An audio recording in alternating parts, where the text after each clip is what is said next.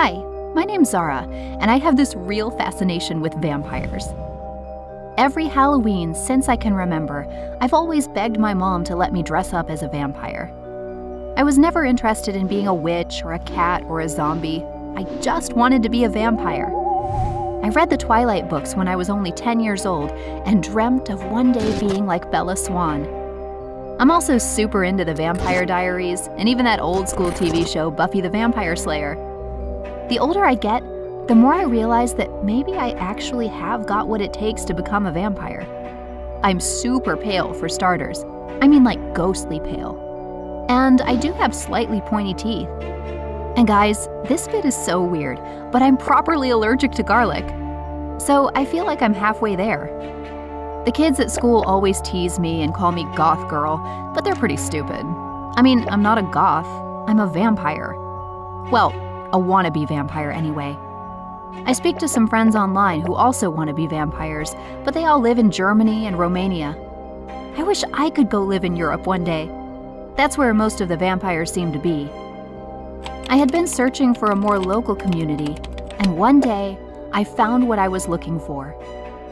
It seemed like there was a group nearby, but every time I tried to get more info, it was like getting stuck at a dead end. They seemed to be really top secret. I searched, and eventually I found a forum. One guy there gave me the info.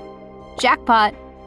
In the next town over, there were a group of about 12 other teens who got together once a week to have meetings. I couldn't believe it! I reached out to them, and they replied straight away, inviting me along to the next meeting. All I had to do was give them the password that the guy had given me on the forum, and I was in. I was so excited for that first meeting.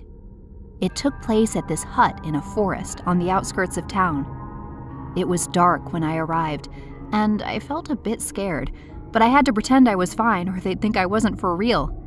Vampires don't get scared. I walked in and took a seat next to this super skinny tall guy.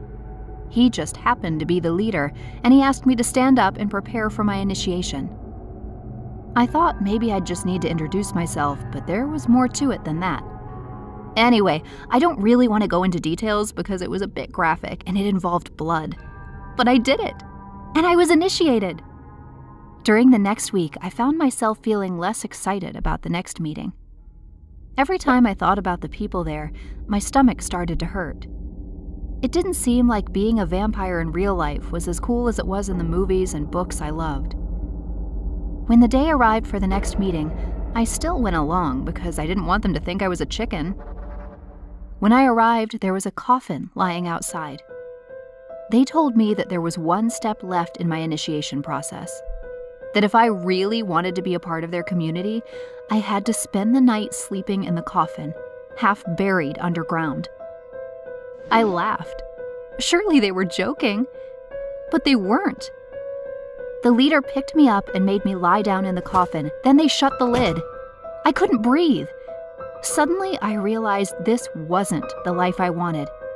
I loved the mystery of the vampire world, but actually being one wasn't all it was cracked up to be. These people were evil.